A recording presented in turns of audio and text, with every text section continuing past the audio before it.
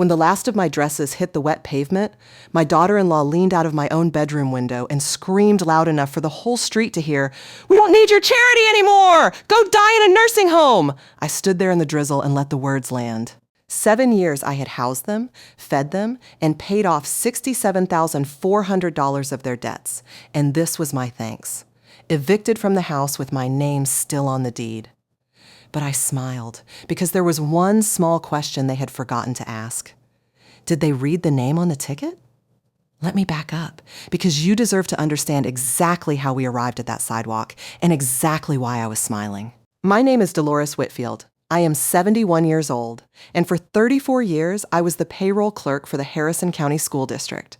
That is not a glamorous job, and nobody makes movies about payroll clerks, but I will tell you what that job taught me. Numbers do not lie, people do, and the truth is always sitting somewhere in the paperwork if you have the patience to find it. I balanced ledgers to the penny for 3 decades. I caught a superintendent padding his mileage in 1994 and a cafeteria vendor double billing us in 2003. I have never once in my life been afraid of a document. My husband Raymond was an insurance adjuster for 31 years, and between the two of us, we built a modest, honest life. We bought the house on Marlowe Street in 1981 for $61,000, and we paid it off in 2004.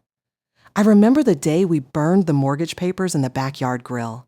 Raymond wore his good hat for the occasion. We raised our only son, Daniel, in that house. We put him through 4 years at the state university, $52,000, every dollar of it earned and none of it borrowed. When Raymond died of a heart attack 8 years ago, he left me the house, a pension, a life insurance payout of $180,000, and a set of habits that I now understand were the greatest inheritance of all. Because Raymond was a careful man, a methodical man, the kind of man who read the fine print on a cereal box. Every Tuesday for 26 years, he and I drove to Alvarez Market on the corner of 9th and Marlowe and bought one lottery ticket. One. Always the same numbers: 3, 11, 24, 39, 52, and 17. My birthday, his birthday, our anniversary, the year we married, the house number of our first apartment, and the number of the bus route where we met in 1972. And every single Tuesday, before we even left Rosa's counter, Raymond would turn that ticket over and sign the back in his careful adjuster's handwriting. "A lottery ticket is a bearer instrument until you sign it, Dolly," he told me 100 times. Unsigned, it belongs to whoever's holding it. Signed, it belongs to you, and God himself can't change that. We never won more than $240. It didn't matter. It was our ritual, our little Tuesday church. And after he died, I kept going. Every Tuesday. Same numbers, same pen, his old blue Parker that I keep in my purse. Same signature on the back, except now it read Dolores M. Whitfield. And one more habit I added myself, out of grief more than sense. Every week I photographed the ticket, front and back, with my phone, and sent the pictures to my own email. It made me feel like Raymond was still supervising. Rosa Alvarez, who has owned that market for 30 years, used to tease me about it. "Dolores, you photographed that ticket like it's a newborn." I would tell her, "Rosa, my husband would haunt me if I didn't." We would laugh. Neither of us knew that little habit was going to change everything. Now let me tell you about the 2 people who lived in my house. Daniel is 43 now. He was a sweet boy. I want you to know that, because it matters to this story. He was the kind of child who carried spiders outside instead of killing them. But sweetness without a spine curdles into weakness, and somewhere in his 30s, my son stopped being gentle and started being soft. There is a difference. Gentle is a choice. Soft is a surrender. He married Vanessa 11 years ago. She was 32 then, sharp-eyed, beautiful in the way a display window is beautiful. Everything arranged to be looked at, nothing arranged to be lived in. At the wedding, which Raymond and I paid $19,000 for, her mother pulled me aside and said something I dismissed at the time and have thought about every day since. "Vanessa always lands on her feet. She's like a cat that way." I thought it was a compliment. It was a warning. 7 years ago, Daniel lost his job at the logistics company. Vanessa had never held one longer than 8 months. They were 3 months behind on their apartment, drowning in $23,000 of credit card debt, and my son stood in my kitchen with his eyes on the floor and asked if they could stay with me for a few weeks, Mom. 2 months at the most. 2 months. That was in the spring of 2019. I said yes, of course. What mother wouldn't? I gave them the upstairs, the big bedroom, the good bathroom, the room that used to be Daniel's. I moved myself into the small downstairs bedroom that Raymond had used as his office, the one that still smelled faintly of his pipe tobacco if you opened the closet on a warm day. I told myself it was temporary. I told myself a lot of things. Here is what 7 years actually cost, because I am a payroll clerk and I kept the ledger, even when keeping it broke my heart. I paid off their $23,000 in credit cards in the first year because Vanessa cried at my kitchen table and said the collection calls were giving her migraines. I paid $340 a month for their car insurance for 6 years, $24,480. I paid the $9,200 for Vanessa's dental implants. I covered the groceries, the utilities, the property taxes, the internet package Vanessa upgraded twice without asking. I paid $4,100 when Daniel's transmission failed and $6,600 when Vanessa invested in a candle business run by a woman from her gym, a business that produced, in total, 11 candles. When I sat down with my notebooks last winter and added it all up, the number came to $67,400. And that was not counting the rent they never paid, the mortgage-free roof I held over their heads, worth at least $1,400 a month for 84 months. And what did I receive? I received Vanessa's voice through the floorboards, telling her mother on the phone that living with me was like being trapped in a museum that smells like soup. I received Daniel's silence, which was worse. I received a coffee mug on Mother's Day, once, with the price sticker still on the bottom, $3.99. I kept that mug. I wanted the evidence. I don't want you to think I was a fool for all 7 years. I wasn't. A fool doesn't notice. I noticed everything. What I was, for too long, was a mother. And a mother's love is the only ledger in the world where you keep paying long after the account has gone bad. But there is a moment for every woman like me when the noticing becomes something else, when the small things stop being small. Let me show you the small things, because I promise you, if you are living inside a situation like mine, you are seeing them too, and you are explaining them away the same way I did. It started with the checkbook. I keep my checkbook in the second drawer of Raymond's old desk, under the county tax folder, and I have kept it there since 1987. In March of last year, I opened the drawer and the checkbook was on top of the folder. Not under, on top. A small thing. I told myself I'd been careless, but payroll clerks are never careless with checkbooks, and I knew it even as I said it. Then in April, my bank statement showed a check for $4,000 made out to cash. Check number 2214. The signature on the image looked like mine the way a photograph of a meal looks like dinner. Right shapes, no substance. My D has a little hook at the bottom, a habit from Sister Agnes's penmanship class in 1963, and this D had no hook. I sat at the kitchen table with that statement for 2 hours. I did not call the bank. I did not scream. I photocopied it, put the copy in a manila envelope, and started a new notebook. On the cover, I wrote one word: household. In June, a letter arrived from a credit card company thanking me for opening a new account. I had opened no account. The card had a $12,000 limit and $3,780 already spent.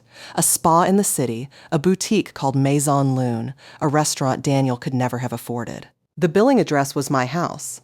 The email on the account was one letter off from mine, Dolores Whitfeld instead of Whitfield. Somebody had built a shadow of me, one letter thin.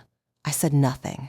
You may wonder why. Here is why. Because I had watched Vanessa operate for 7 years, and I knew that if I confronted her with one piece of paper, she would cry. Daniel would fold. The piece of paper would be explained away, and I would become confused Dolores.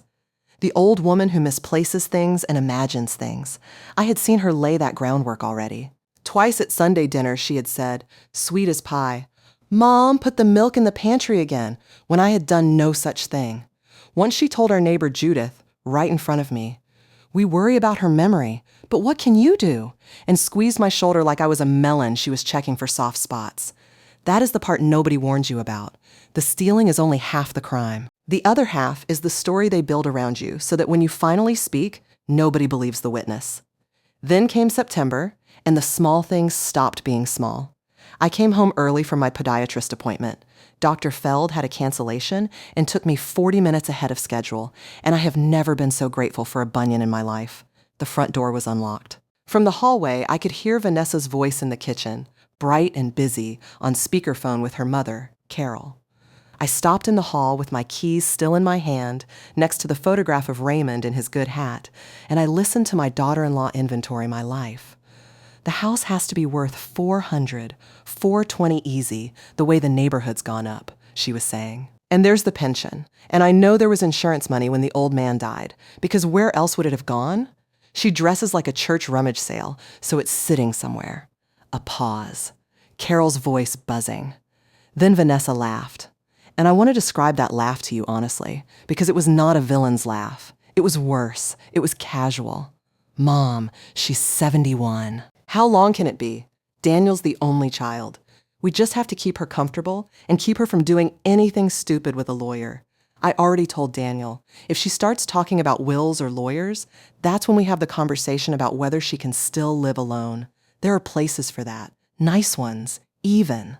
There are places for that. I stood in my own hallway, 60 feet from where I had nursed my son through scarlet fever, and I learned that I was not a mother-in-law to this woman. I was not even an obstacle. I was an asset with a timeline. She had appraised me the way you appraise a house. What it's worth. How long until it's vacant? I did not confront her. I backed out of my own front door like a thief, sat in my Buick in the driveway for 10 minutes, and then came in loudly, calling hello, letting my keys jangle. Vanessa met me in the kitchen with a smile and said, "You're back early! I was just making tea. Sit, sit." And I sat, and I drank the tea, and I said, "Thank you." You may think that was weakness. It was the opposite. Because somewhere between the hallway and that teacup, the woman drinking the tea had changed, and Vanessa hadn't noticed. That was her first mistake. And understand, it was the mistake underneath all her other mistakes. She thought that because I was quiet, I was slow. She thought that because I was old, I was finished. She had never once asked what I did for 34 years, so she did not know she was running her little scheme past a woman who caught forged mileage logs for a living. That night, I lay in Raymond's old office and I did not cry. I had done my crying in the car. Instead, I asked myself the question I used to ask when a ledger wouldn't balance. What do I actually know? And what can I prove? And by morning, I had a list, and underneath the list, a decision. The decision was not revenge. I want to be honest with you about that, because this story gets darker before it gets light, and I don't want you to mistake me for a vengeful woman. The decision was simpler and harder than revenge. The decision was, I will stop pretending not to see. That's all. That is the entire revolution for a woman like me. 60-some years of smoothing things over, of keeping the peace, of setting the table for people who were sharpening knives. And the revolution is one sentence long.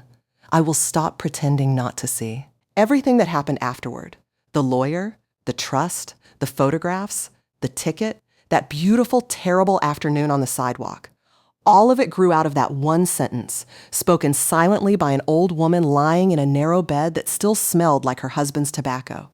The first call I made was to Eleanor Boone. Eleanor was Raymond's estate lawyer, and before that, she was the girl who sat behind me in 11th grade typing class and got us both detention for laughing.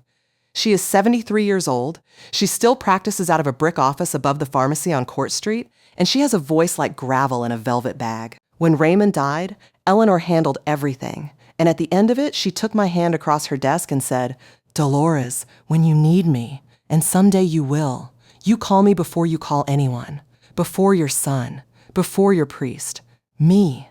I called her on a Wednesday in October and said, "Eleanor, it's someday." She saw me that afternoon. I brought the manila envelope. I want to describe this meeting properly, because if you take one practical thing from my story, let it be this scene. Eleanor's office smells like paper and lemon oil. She sat me down, put on the glasses she wears on a chain, and went through my envelope document by document without saying a word. The photocopied bank statement with check 2214. The credit card letter with the shadow-spelled email. My household notebook, where I had begun recording everything with dates and amounts, the way I once recorded payroll. Even the receipts I had saved across 7 years, because I had saved them, listener. Every one. $67,400 in receipts, rubber banded by year. Old habits are not always chains. Sometimes they are armor you didn't know you were wearing. When she finished, Eleanor took off her glasses and rubbed her eyes and said, "Dolores, I'm going to ask you a question, and I need the real answer, not the mother's answer. Is Daniel a victim of this woman or a partner in it?" I had been dreading that question for a month because the honest answer had teeth. "He signed nothing," I said slowly. "He forged nothing.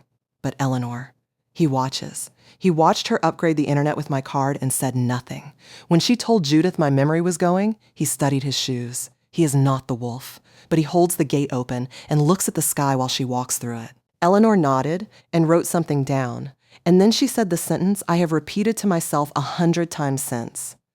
"Then we plan for the wolf, and we pray for the gatekeeper." Here is what we did over the following 6 weeks, quietly, while I went on making Sunday dinners and saying thank you for nothing. First, the house. Eleanor moved the deed into a living trust, the Whitfield Family Trust, with me as trustee and Eleanor as successor. What that meant in plain language: nobody could sell it, borrow against it, or inherit it except exactly as I directed. And if anyone ever tried to have me declared incompetent, the house was already beyond their reach. "This is the wall," Eleanor said, sliding the papers across. Now, the moat. The moat was the money. We closed my old checking account, the one whose checkbook had learned to travel, and opened new accounts at a different bank, with a banker named Mr. Okafor, who was instructed, in writing, that no information was to be released to anyone but me, in person, with identification. My pension and Social Security were rerouted. In the old account, I left $1,900 and the fraudulent credit card statements, like leaving a light on in an empty house. Second, the record. Eleanor sent a preservation letter to Rosa's bank about check 2214 and had a forensic document examiner, a precise little man named Mr. Tran, compare the signature against 30 years of my real one. His report was 11 pages. The phrase he used was strong indications of simulated signature. I framed nothing. I announced nothing. Into the file it went. Third, and Eleanor was firm about this, my health. She sent me to Dr. Anand for a full cognitive evaluation. I scored a 29 out of 30 on the assessment.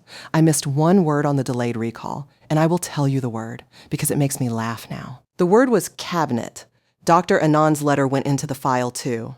"If they ever try the memory story," Eleanor said, "we don't argue. We hand over a document dated before the fight started. Paper that predates the war, Dolores, is worth 10 witnesses. Do you see what we were building? Not a trap, a shelter. Every stone of it legal, quiet, and invisible from the outside." When I drove home from Eleanor's office after the last signature, I stopped at Alvarez Market. It was a Tuesday, and bought my ticket. 3, 11, 24, 39, 52, and 17. I signed the back with Raymond's blue Parker. I photographed it, front and back, under Rosa's fluorescent lights, and emailed the pictures to myself, same as always. Rosa rang me up and said, "One of these days, Dolores, those numbers are going to hit, and you'll buy this whole block." I said, "If they ever do, Rosa, the first thing I'll buy is a lock for my desk drawer." We laughed. I remember we laughed. Through November and December, I played my part, and I will not pretend the playing was easy. There is a particular loneliness in smiling across a dinner table at people you have quietly fortified yourself against. Vanessa was in an expansive mood that season. The shadow credit card was living well, and she thought its bills were vanishing into an old woman's confusion. She got her hair done downtown. She bought a coat I recognized later on the Maison Lune statement, $840. She wore it to my Christmas dinner, at my table, eating the roast I paid for. And when Judith from next door complimented it, Vanessa smoothed the sleeve and said, "Daniel spoils me." Daniel, who had not earned a paycheck in 7 months, looked into his wine. There was one evening that winter I have to tell you about because it nearly undid me. It was late January, and I found Daniel in the garage after 11, sitting on Raymond's old work stool in the cold, holding a socket wrench he wasn't using. I stood in the doorway in my robe and said, "Can't sleep?" And he said, "Just thinking, Mom." And then, after a long time, staring at the pegboard where his father's tools still hang in painted outlines, He said something that told me the boy was still alive somewhere inside the man. He said, "Do you ever feel like you woke up one day inside a life you don't remember agreeing to?" I could have said so much. I could have emptied the manila envelope onto the workbench right there. Instead, I said, yes. And the day I felt it worst was the day I started keeping better records. He laughed like it was a joke. It was not a joke. It was the closest I ever came to warning him, and I have wondered since whether I should have gone further, whether one more sentence in that cold garage might have spared him what was coming. Eleanor says no. Eleanor says a man only hears the truth about his own house when the roof comes off. She is usually right. But I still visit that garage in my mind, some nights, and stand a little longer in the doorway. Twice that winter, she tested the water on the nursing home. Once with a brochure left accidentally on the counter. Sunrise Meadows, a place with fountains on the cover and fine print inside. Once directly, over pot roast, with her sweetest voice. "Mom, Daniel and I worry about you on those stairs." Have you ever thought about some place with support? You could sell the house and live like a queen? I put down my fork, and I looked at the woman who had appraised my life on speakerphone, and I said, "I was born 4 blocks from here, Vanessa. I'll leave this neighborhood in a parade or a casket, and I haven't decided which." Daniel laughed, startled, a real laugh. The first I'd heard from him in a year. Vanessa smiled with her mouth only. I watched her recalculate. I could see it, the way you can see a cash register work. "The estate is not going to fall into our hands on schedule," said her eyes. "We may need to shake the tree." I did not know then what the shaking would look like. I want to be honest. I never predicted the lottery. Nobody predicts the lottery. That is the entire point of a lottery. What I had prepared for was an ordinary war, a forged power of attorney, a competency petition, a pressured sale. What arrived instead, on the second Tuesday of March, was $76 million and the single worst day of my daughter-in-law's life, though it began as the best. Let me walk you through that week slowly, because every hour of it matters. And because when I finally understood what had happened, I understood it the way you understand a photograph developing. Shapes first, then faces. Tuesday, March the 10th. I bought my ticket at Rosa's at 4:40 in the afternoon. I know the time because it is printed on the ticket, and the ticket, as you will hear, has been examined by more lawyers than the Constitution. I signed the back at the counter. Dolores M., Whitfield, blue ink, the hook on the D. I photographed it front and back and emailed the photos to myself at 4:43. Rosa's security camera, the one over the register that she installed after the break-in in 2011, recorded all of it. An old woman in a green coat, signing, photographing, tucking a ticket into the zip pocket of her purse. Then I drove home, and because it was Tuesday, I did what I had done for years. I clipped the ticket to the corkboard by the kitchen phone under the clothespin Raymond had painted red 40 years ago, so it would be waiting for Wednesday night's drawing, our little Tuesday church. The ticket always hung there like a psalm. I want you to notice something, because Vanessa's lawyers certainly did. I never hid the ticket. Why would I? For 26 years, that clothespin had held nothing but $2 worth of hope. You do not put a padlock on a prayer. Wednesday night, I watched the drawing in my room on the little television, the way I always did, with a cup of sleepy time tea. And here is the humiliating human truth. I fell asleep before the numbers came up. 71-year-old women and 9:30 broadcasts are old enemies. I slept through the moment my life changed. I find that funny now. I did not find anything funny for a while after. Thursday morning, I woke at 6, as always, and the house was strange. Not loud. Strange. Vanessa was awake, which never happened before 10, and I could hear her upstairs, moving fast, drawers opening. I made my coffee. I glanced at the corkboard the way you glance at anything that has been in the same place for decades, which is to say, I almost didn't. The red clothespin was empty. I stood very still, coffee in one hand, and I ran the ledger in my head. Who moves a ticket? A winner moves a ticket. I did not check the numbers. I want you to understand the discipline of that moment, because it is the closest I will ever come to bragging. Every instinct in my body screamed to grab my phone and look up Wednesday's drawing.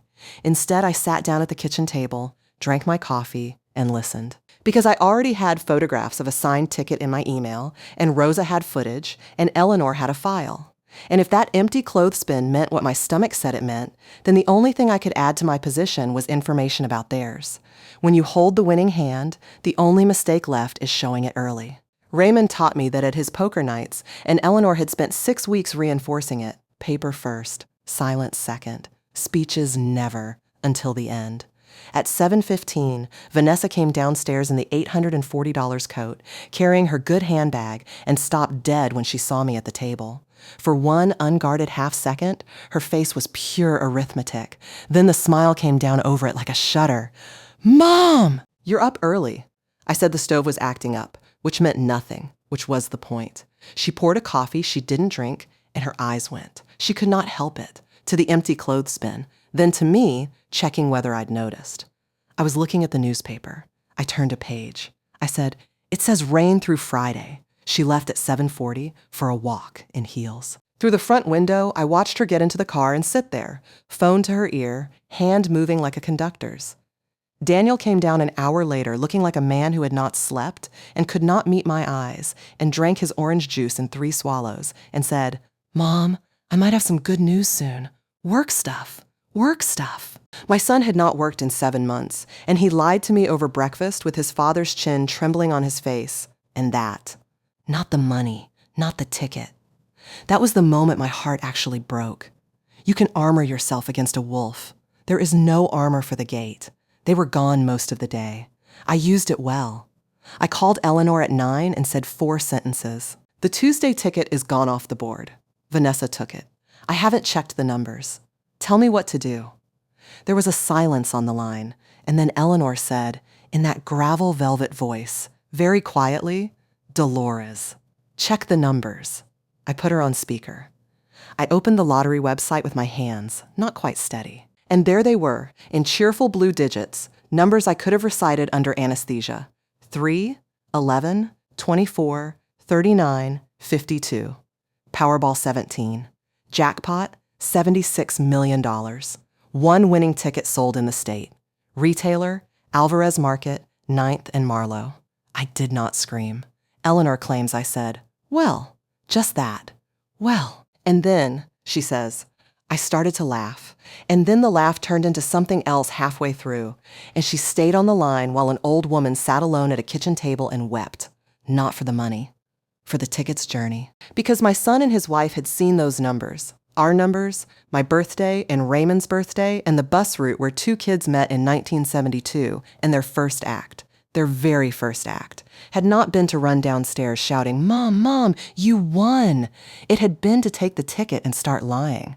When I was done, Eleanor said, "Are you finished?" And I said, "Yes." And she said, "Good." Because now they have a signed instrument they cannot cash, worth $76 million, and within a day or 2, they are going to figure that out. Wounded money is dangerous, Dolores. Come to my office at 2. Bring your purse, your phone, and that photograph of Raymond you like. We are going to be busy. That afternoon in Eleanor's office, we built the counter move, and it had 3 parts, each one boring and each one made of iron. Part 1.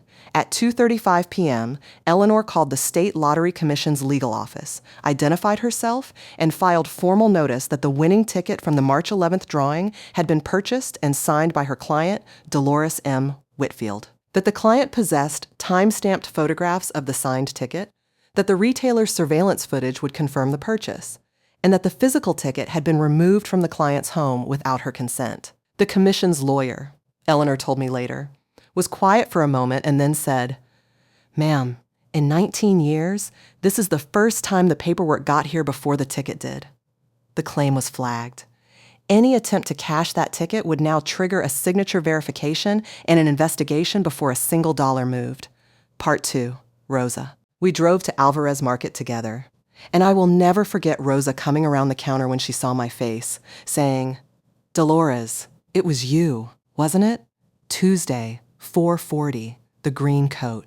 I already told the lottery man who called this morning that I'd bet my store it was you."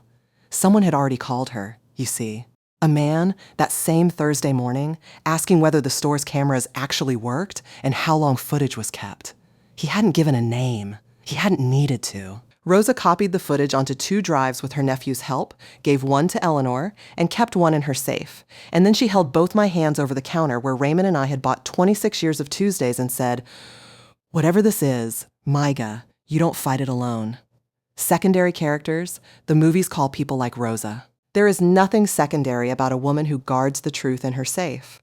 Part 3 was the hardest because Part 3 was go home and be quiet and let them come apart on their own schedule. "Do not confront them," Eleanor said, walking me to my car. "Do not hint. Right now they believe they're rich, and people who believe they're rich talk. Every word is a gift." When it collapses. And Dolores, the moment anyone in a claim office turns that ticket over, it collapses. They will come to you. And when they come, you will not go to them alone, and you will not sign so much as a birthday card. Then my old friend from typing class squeezed my arm and said something softer. "One more thing. Somewhere in the next few days, your son is going to have to choose in front of you. Prepare your heart for either answer." I went home. And Friday morning, before any collapse, before any choosing, came the sidewalk. I have thought a long time about why Vanessa did it that day, why she couldn't wait even 72 hours to be cruel. Here is my best answer. For 7 years, being nice to me had been her job. It was how she was paid. And Thursday night, she believed she had been made rich, which meant Friday morning, she believed she had quit. The eviction wasn't strategy. It was celebration. I had walked to the pharmacy after breakfast. When I turned back onto Marlowe Street at 11, I saw it from 4 houses away and could not understand it. Color on my wet lawn. Blue. Green. The rose print of my good church dress.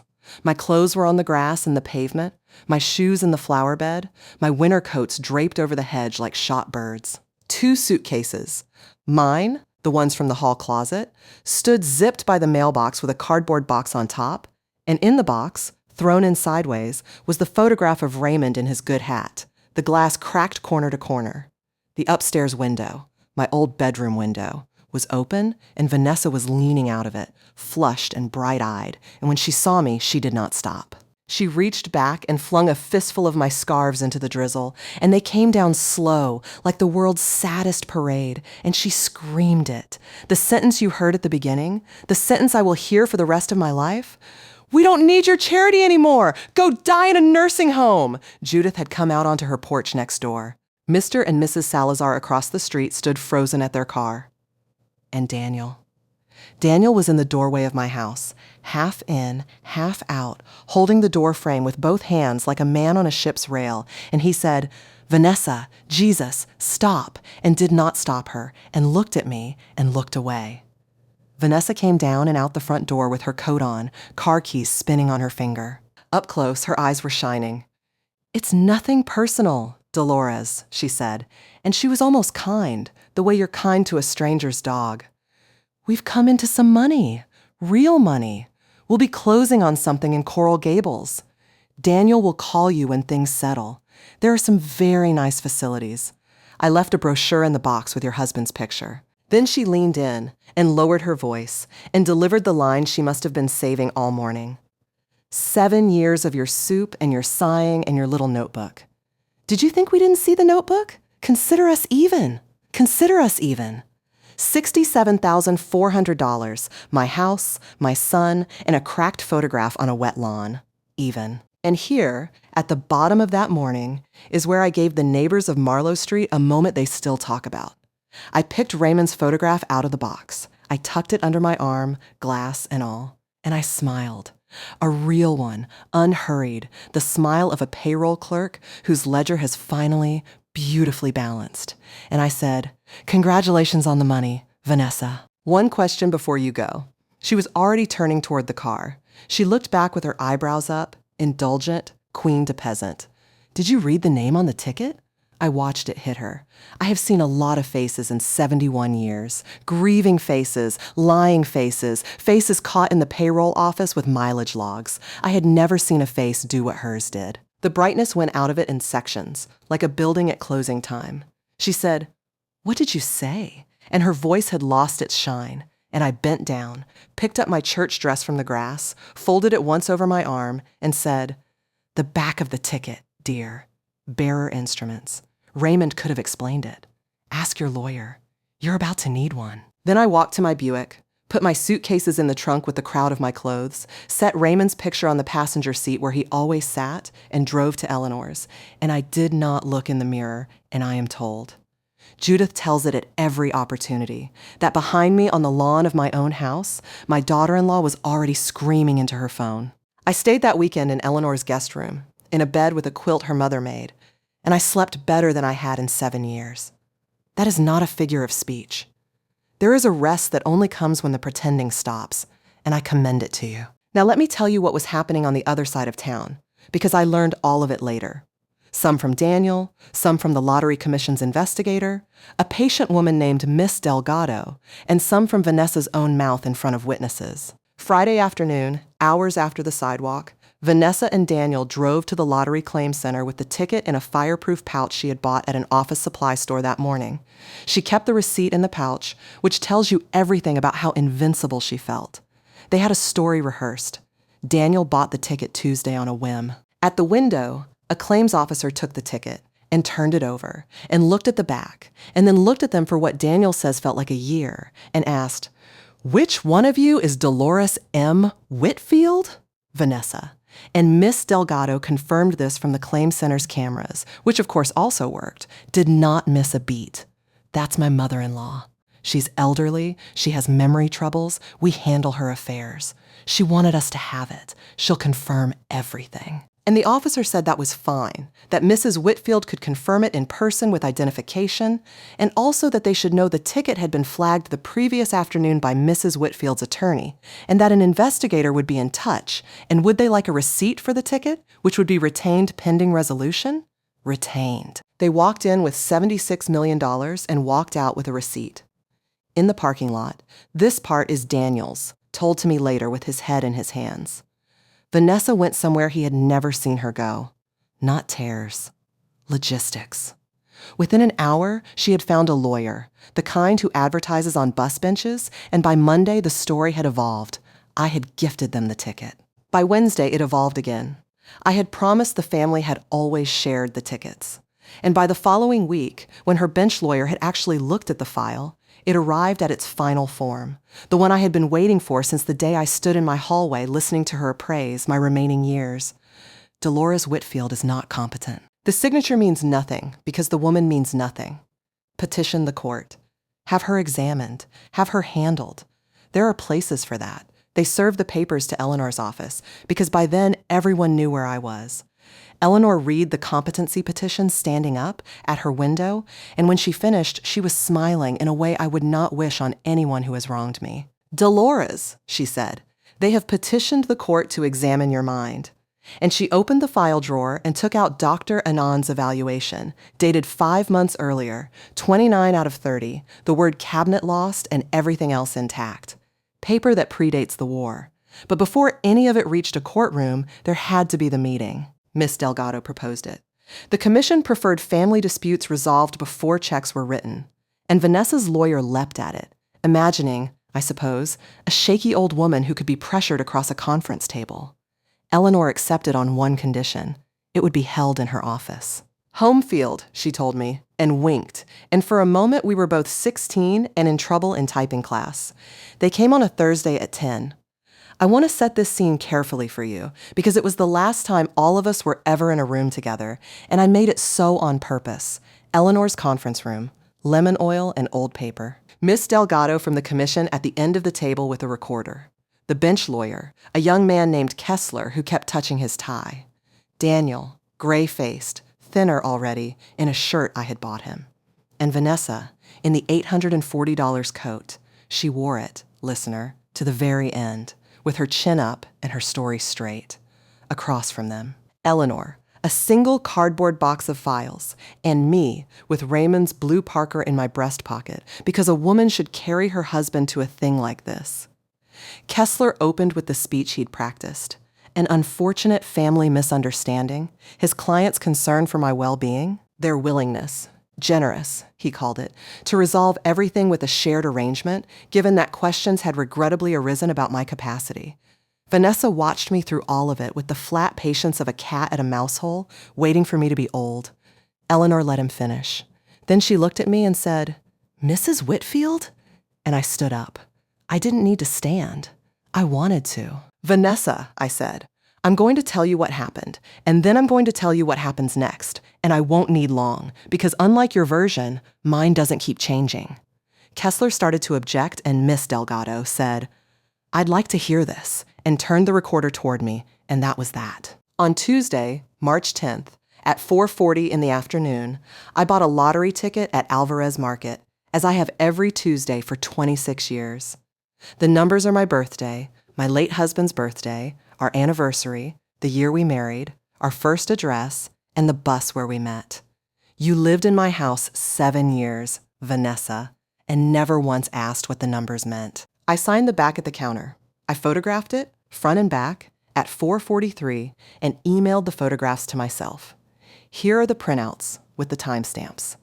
Here is a letter from Rosa Alvarez and the surveillance footage of the purchase. You can see my green coat. Here is the report of Mr. Tran, a forensic examiner, matching that signature to 30 years of mine. The same Mr. Tran, incidentally, whose other report addresses check number 2214, the one for $4,000 that I never wrote. Here is the fraud affidavit regarding a credit card opened in a misspelling of my name, billed to my address, spent at Maison Lune. The coat is lovely, by the way.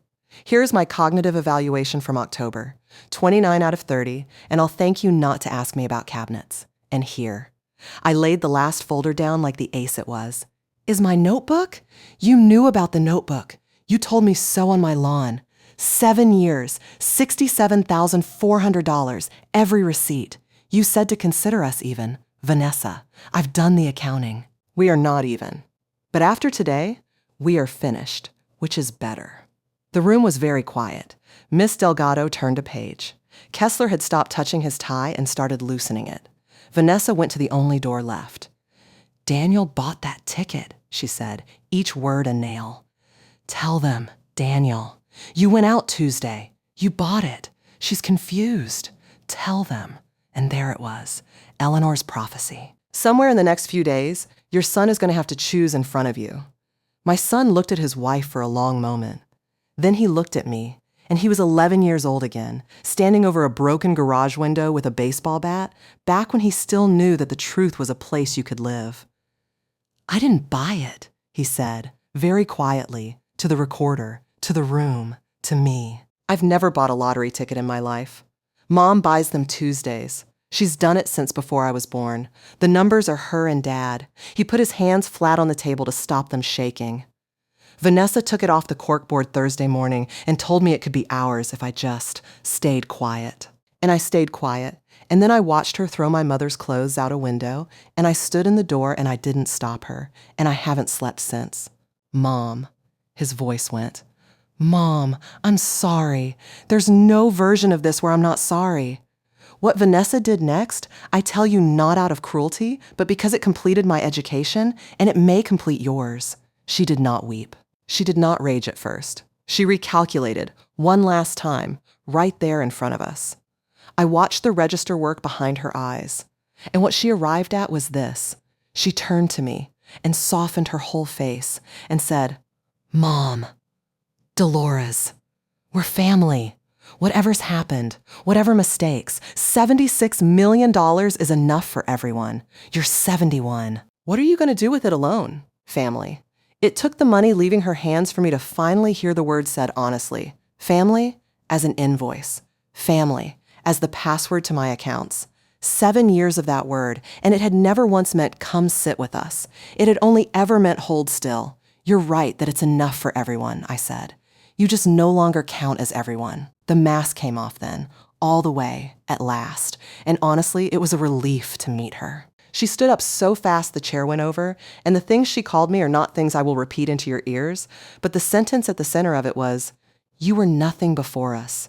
You were a lonely old woman rotting in that house. We gave you a family. We gave you a life." And Miss Delgado said mildly, "Ma'am, the recorder is on," and Kessler, bless him, was already packing his briefcase like a man leaving a burning building, and Eleanor said, in gravel and velvet, "Mr. Kessler, I assume the competency petition is withdrawn." And Kessler said, "Yes," before Vanessa even stopped shouting, and it was over. Wars end like that more often than you'd think. Not with a bang. With a young lawyer saying yes and reaching for his coat. 22 days later, standing next to Eleanor at the commission office with Raymond's pen in my pocket, I signed for the lump sum option. $76 million, which after the government took its lawful share, came to a little over $41 million. Miss Delgado shook my hand and said she'd been doing this for 11 years and had never wanted anyone to win more. The forgery and the credit card became a criminal matter that I will summarize only by saying that Vanessa learned there are also places for that, and the plea agreement's restitution figure.